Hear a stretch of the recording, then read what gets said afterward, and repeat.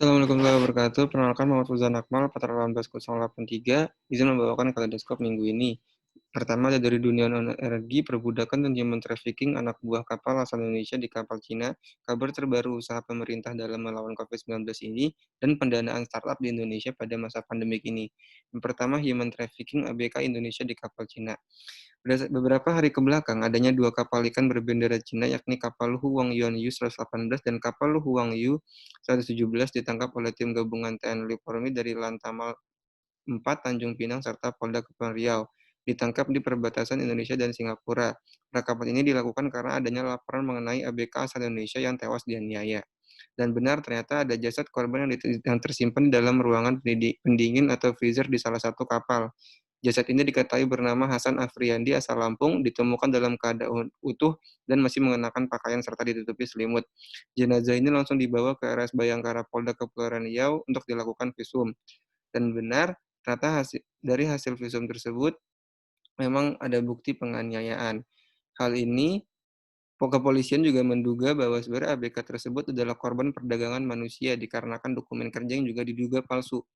Kejadian ini membuat Kepala BP2MI atau Badan Perlindungan Pekerja Migran Indonesia mengatakan, menurutnya penanganan dan peraturan khusus dari pemerintah itu harusnya ada untuk penempatan pekerja migran Indonesia dan anak buah kapal, terutama ABK penangkapan ikan yang bekerja di luar lepas yang rentan akan human trafficking. Yang kedua adalah kabar terbaru usaha pemerintah dalam melawan COVID-19 ini. Senin, 13 Juli 2020, Jokowi menggelar rapat terbatas dengan topik pembahasan percepatan penanganan dampak pandemi COVID-19 di Istana Merdeka. Hal ini dikarenakan masyarakat yang dirasa tidak mematuhi anjuran-anjuran pemerintah dan juga adanya lonjakan pada kasus corona ini. Dalam rapat ini, Jokowi meng-highlight beberapa topik, yaitu pengendalian dengan pemeriksaan dan pelacakan, pengendalian di wilayah perbatasan, serta sosialisasi kepada masyarakat. Pengendalian dengan pemeriksaan dan pelacakan ada 8 provinsi, diantaranya adalah Jawa Timur, DKI Jakarta, Jawa Barat, Sulawesi Selatan, Jawa Tengah, Sumatera Utara, dan juga Papua yang ia prioritaskan dalam upaya pengujian secara masif, pelacakan secara agresif, dan peningkatan fasilitas rumah sakit. Selain itu, untuk pengendalian wilayah perbatasan, Jokowi melihat mobilitas lintas wilayah.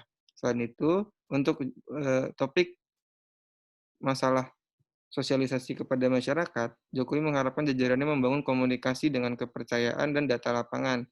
Selain itu juga Jokowi memberikan arahan untuk memberikan aksi atau sanksi pada protokol kesehatan.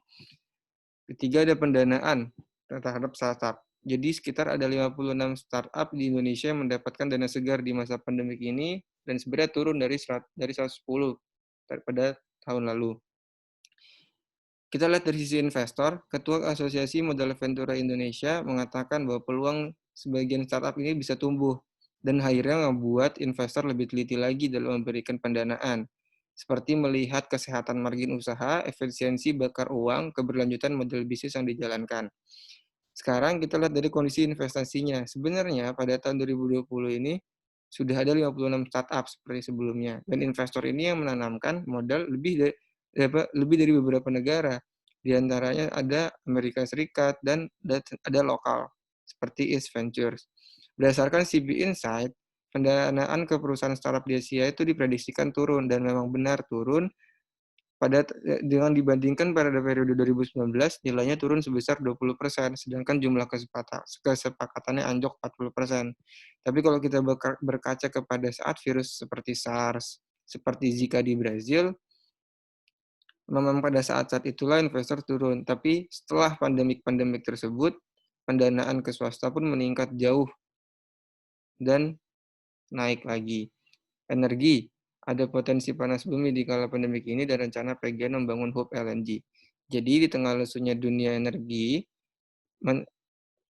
panas bumi merupakan salah satu potensi yang dapat deeskalasi nih. Jadi menurut Direktur PT Geodipa, pandemik ini mendorong transformasi ke energi ke arah yang lebih hijau, minim emisi gas rumah kaca, dan juga memiliki aspek sustainability.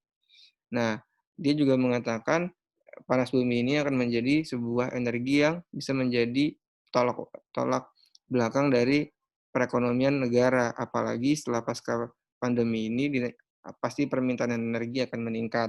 Dan ini juga didukung oleh program Government Dealing Eksplorasi melalui PMK, Peraturan Menteri Keuangan Nomor 62 Tahun 2017, yang memberikan dana atau peluang terhadap pengembangan panas bumi dengan investasi eksplorasi. Nah, hal ini juga dibuktikan sebenarnya dari data bahwa Asian Development Bank telah memberikan dana sebesar 300 juta dolar untuk pembangunan proyek PLTP. Hal ini juga membuktikan potensi panas bumi di kala pandemi ini. Yang terakhir ada PT Perusahaan Gas Negara Tbk atau PGN akan membangun 3 hub untuk mendukung program gasifikasi pembangkit listrik. Hal ini sebenarnya merupakan langkah lanjutan dari penugasan Pertamina untuk melaksanakan Kepmen ESDM 13 tahun 2020, mulai dari penyediaan pasokan LNG hingga pelaksanaan pembangunan infrastruktur untuk pembangkit listrik. Yang akhirnya PGN ini bekerja sama dengan PLN untuk menyelesaikan perjanjian komersial tersebut dalam jangka waktu 20 tahun dan tahun ini menggunakan tahap quick win. Infrastruktur LNG terbagi menjadi 3, yaitu area barat, area tengah, dan area timur, yang nantinya dapat menyalurkan gas ke pembangkit tenaga listrik dengan target mencapai 52 pembangkit listrik. Nah, selain itu juga pembangunan infrastruktur ini akan dilakukan secara stimulan untuk pembangkit yang sudah dibangun dan dibagi menjadi ke-8 klaster. Ada klaster Sumatera, Kalimantan Barat, Bali Nusa 1, Bali Nusa 2, Sulawesi, Maluku, Papua Utara, dan Papua Selatan. Sekian dan terima kasih.